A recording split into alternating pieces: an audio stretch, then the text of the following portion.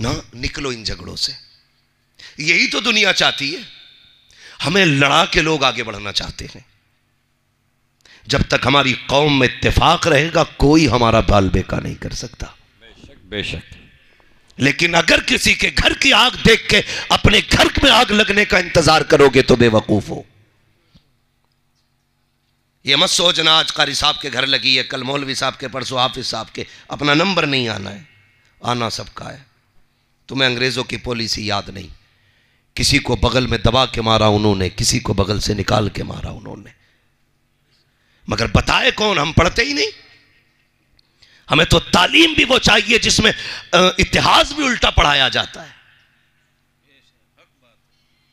मुझे हैरत हुई, एक मुस्लिम बच्चा कह रहा था औरंगजेब बड़ा जल्लाद था, सबसे खराब बादशाह औरंगजेब था। तकलीफ हुई, मेरी कौम कब से उल्टा पढ़ने लग गई।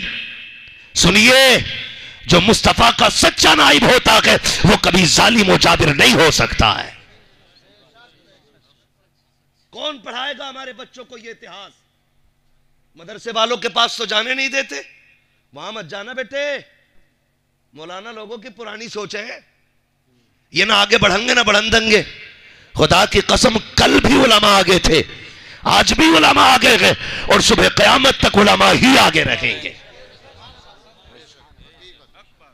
हाँ, क्योंकि पूरी दुनिया प्लस माइनस लगा के हिसाब लगाती है, आलिम कुरान उठा के हिसाब लगाया करता। वाह भाई वाह वाह, सुभान अल्लाह।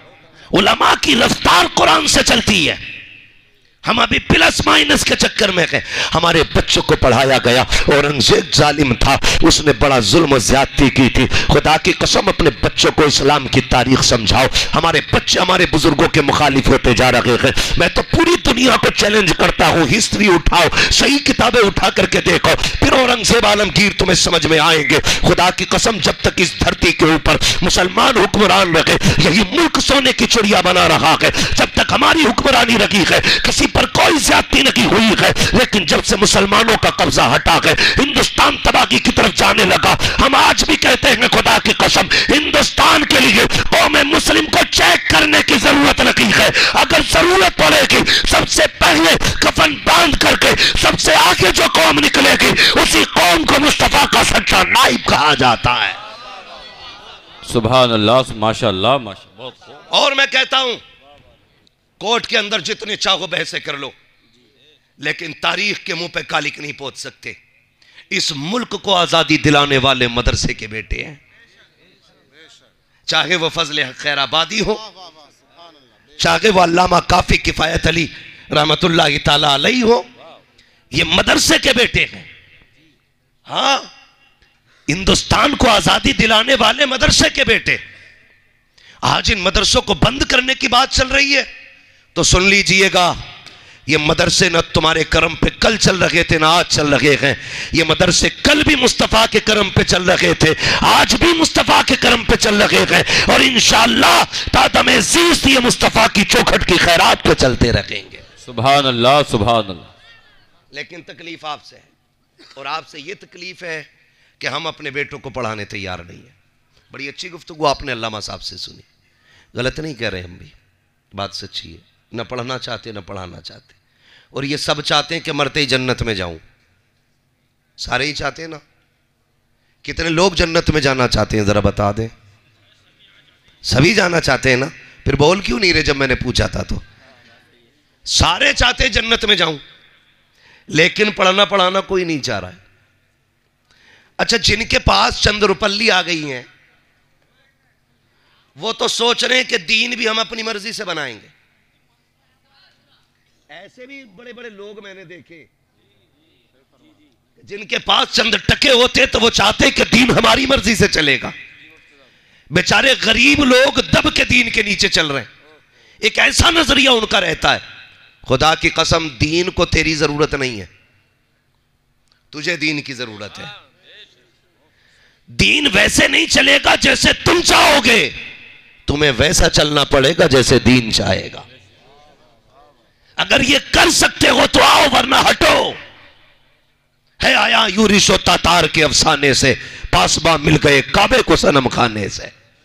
دین تمہارا محتاج نہیں.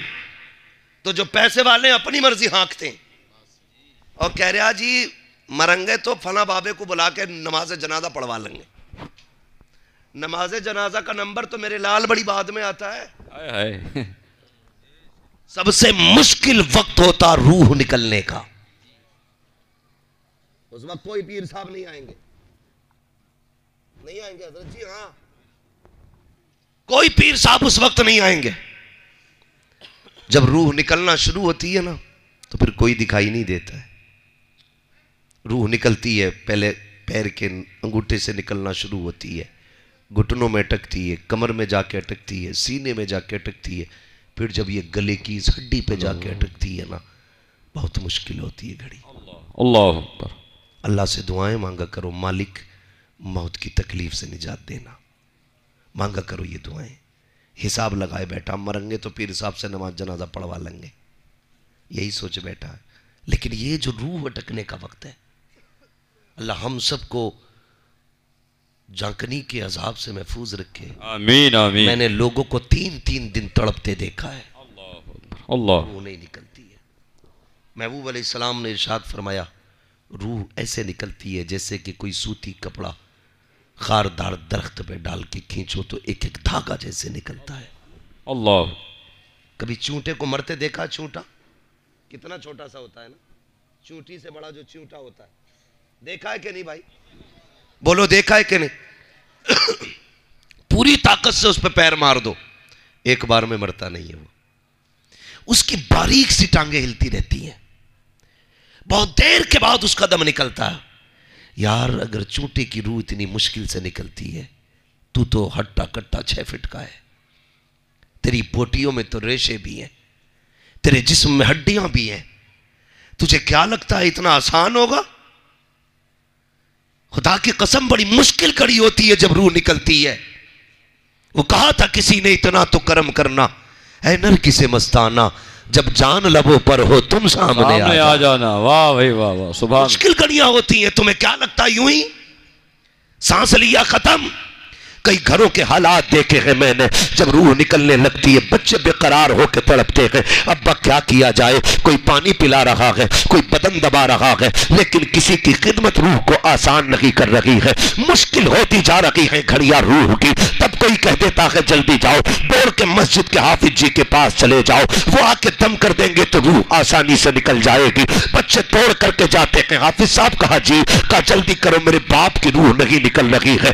اللہ اکبر. میں کہنا چاہتا ہوں یار اگر اتفاق سے حافظ قرآن نہ مل سکا تو پھر اس گھڑی کا عالم کیا ہوگا. میں نے اس لیے کہا کہ اپنے بچے کو حافظ قرآن بنا لو, قاری قرآن بنا لو, تاکہ موت کا وقت قریب آئے کوئی آئے نہ آئے تیرا سگا بیٹا تیرے سرہانے بیٹھا ہو, ادھر روح نکلنے کا کام شروع ہو, ادھر سے وہ قرآن پڑھنا شروع کر دے, ادھر رحمان پڑھائی جا رہی ہو, ادھر روح نکالی جا رہی ہو, ادھر سورہ یاسین کی تلاوت ہوتی ہو, ادھر روح نکلتی ہو. جب قرآن کی تلاوت ہوتی ہے اللہ کی رحمت کے فرشتے آ جاتے ہیں, اور جب رحمت کے فرشتے آتے ہیں اس وقت رحمتیں برستی ہے. ایسے عالم میں روح نکلے تو تکلیف سب کو ہوتی ہے, لیکن وہ ٹھنڈے ٹھنڈے کافری ہاتھ بدن پہ رکھ کے کہتے ہیں یار صبر کر, وہ دیکھ تیرے لیے جنت کا دروازہ کھلا ہے. جیسے کہ جنت کے دروازے پہ نگاہ ڈالتی ہے بندہ موت کی تکلیف بھول جاتا ہے. اس لیے میں کہتا ہوں اپنے بیٹے کو قاری قرآن بناؤ تاکہ شان سے جی بھی سکو, شان سے مر بھی سکو. نعرہ تکبیر, نعرہ رسالت. ارے ذرا زندہ دل کے ساتھ نعرہ لگاؤ یار, نعرہ تکبیر. ابھی مزہ نہیں آ رہا. نعرہ تکبیر, نعرہ رسالت, نعرہ غوث, مسلک اعلی حضرت. بنائیں گے انشاءاللہ. اگلی بات کر دوں, برا نہ مانیے گا, بڑے لوگ نماز جنازہ پڑھائیں بڑی بات ہے, اچھی بات ہے. ضروری نہیں ہے سب کو نماز جنازہ پڑھانے کوئی ولی مل جائے, ضروری نہیں ہے کہ ولی ہی مل جائے. اور امام اچھے رکھو مسجدوں میں, یہ بھی میں کہہ کے جاؤں گا. اچھے امام تب ملیں گے جب تنخواہیں اچھی دو گے. 6000 میں تو خالی حافظ جی ملیں گے. شاندار مضبوط مفتی قابل بندہ رکھو, اس لیے کہ اگر امام مضبوط ہوتا ہے تو قوم خود بخود مضبوط ہو جاتی ہے. قابل امام مسجدوں میں رکھو. سبحان اللہ, سبحان. برا نہ مانیے گا. بہت بڑا نقصان ہمیں پہنچ رہا ہے. قابل لوگ مسجدوں میں رکھو, اور جب آپ قابل لوگ رکھیں گے تو یہ بھی کم پڑھے لکھے لوگ کم رہیں گے, آگے تک بڑھنے کی کوشش کریں گے.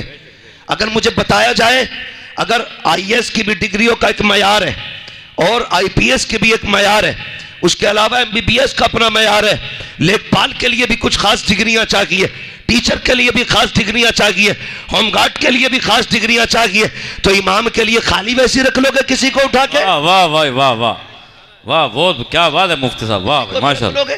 اور ایک بات بتا بہت شاندار, بہت شاندار. برا مت ماننا میری بات کا, آپ کی مسجد میں کوئی امام ہو, اللہ سب کو علم نافع عمل صالح عطا فرمائے.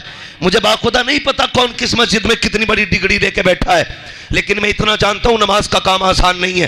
کسی نے امام عشق و محبت سیدی سرکار اعلیٰ حضرت, کون امام احمد رضا, وہ جنہیں 100 سے زیادہ علوم پر مہارت تام واہ بھائی واہ واہ واہ, سبحان, جن کی قابلیت پہ آج تک پی ایچ ڈی چل رہی ہے اور آج تک ان کے علوم کی تحقیق چل رہی ہے. پتہ نہیں چل پا رہا کہ اعلیٰ حضرت کو علم تھا کتنا. اس ذات سے کسی نے پوچھا آپ کو کتنا علم ہے, آپ کو کتنا علم ہے؟ جی جی, اس سے جس کو 100 علوم پہ مہارت تامہ حاصل اور خود میں اتنا قابل, اگر درسگاہ میں بیٹھے تو اپنے وقت کا سب سے بڑا استاد نظر آئے, اگر حدیث پہ بات کرے امام بخاری کا ثانی نظر آئے, فقہ پہ قلم اٹھائے تو اپنے وقت کا امام اعظم ابو حنیفہ کا شاگرد نظر آئے.